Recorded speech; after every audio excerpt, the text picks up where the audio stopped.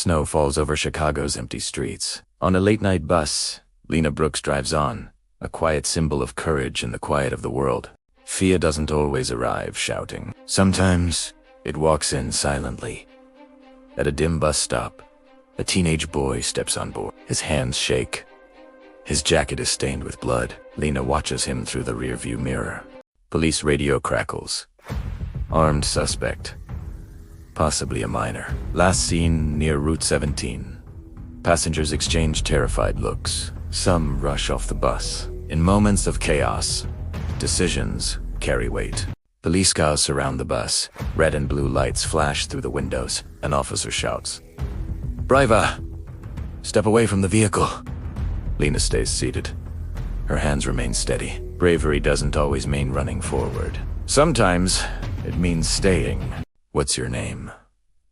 The most powerful weapon is being heard. Have you ever been in a situation so tense you could cut the air with a knife? A moment where everything is about to explode, and the wrong word could set it all off. I want to tell you a story today.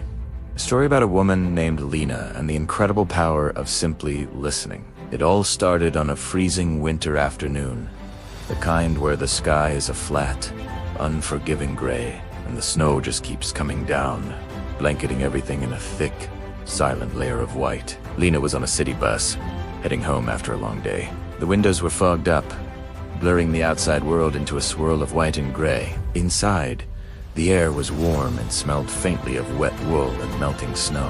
People were quiet, lost in their own thoughts. The gentle hum of the engine and the rhythmic swish of the windshield wipers, the only sounds. It was a perfectly ordinary scene, the kind you experience 1,000 times and never remember, but this time was different. Suddenly, the bus lurched to a halt, not at a designated stop, but right in the middle of a deserted street. The engine coughed, sputtered, and then died.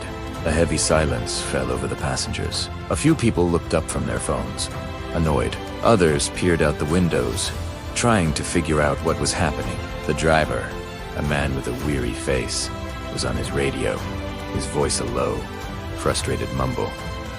The snow was falling harder now, almost a blizzard. They were stranded. That's when he appeared. A man who had been sitting quietly in the back stood up.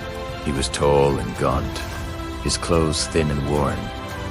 Clearly not enough for this kind of weather. His eyes were wild, darting around the bus. He was muttering to himself, his words a jumble of anger and despair. He started pacing the narrow aisle, his agitation growing with every step. The other passengers instinctively shrank away from him, their faces a mixture of fear and confusion. He was a powder keg, and the fuse was burning short. He finally stopped at the front, right next to the driver's seat. He began to shout.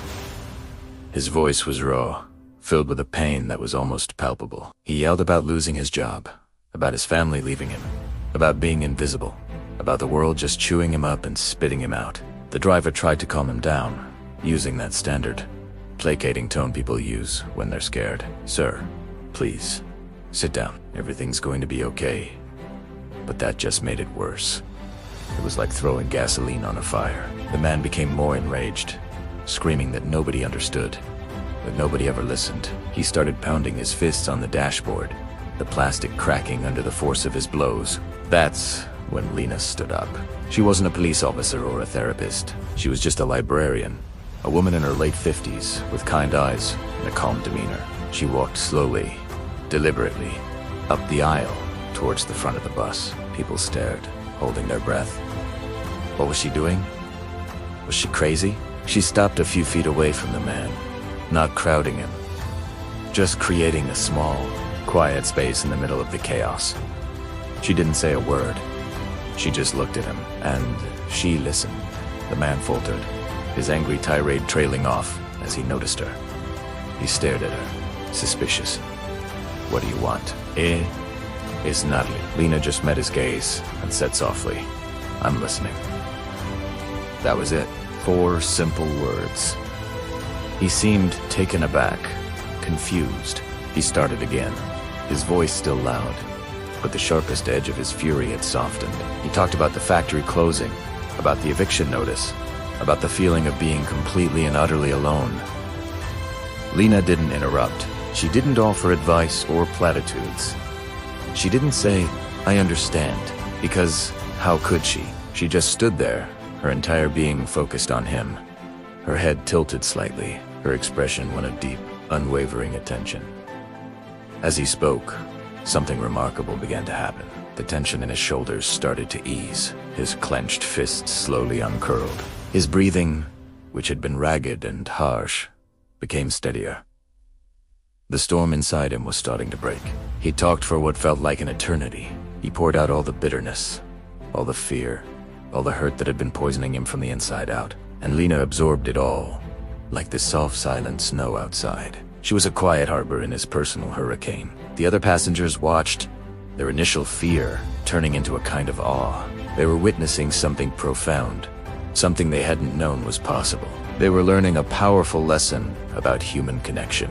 In the distance, the faint wail of a siren started to grow, a sound that in this context usually meant confrontation and escalation.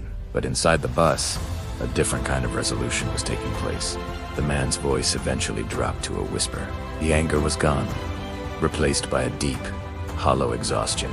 Tears began to stream down his face, silent tracks on his weathered cheeks. He looked at Lena, his gaze no longer wild, but filled with a raw, heartbreaking vulnerability. No one has listened to me in years," he whispered. By the time the police arrived, the crisis was over. The man wasn't a threat anymore. He was just a person who had been heard. He went with the officers quietly, without a struggle. As the bus was finally towed away and the passengers were transferred to another one, a strange, contemplative quiet remained. The world outside was still cold and white, but something inside them had shifted.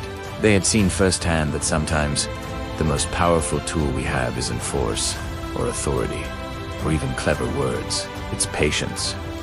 It's the simple, revolutionary act of listening. Lena's quiet courage showed everyone on that bus a profound truth. Patience can save what force cannot. In a world that's always shouting, that's always in a rush, taking the time to truly listen to another person is one of the most powerful and healing things we can do. It doesn't solve every problem, of course, but sometimes it can stop an explosion. It can calm a storm. It can remind someone who feels invisible that they are seen, that they matter. It's a skill we all have, but so few of us use. Think about the people in your own life who just need someone to listen. Maybe you can be there, Lena. Thanks for watching. If this story resonated with you, consider subscribing for more content like this. Take care.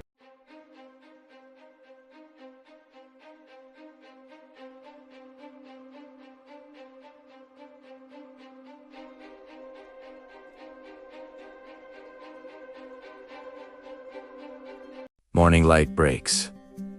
The bus moves again. Lena drives in silence. A folded note rests on the dashboard. "Thank you for seeing me as a human. Some heroes never leave their seat."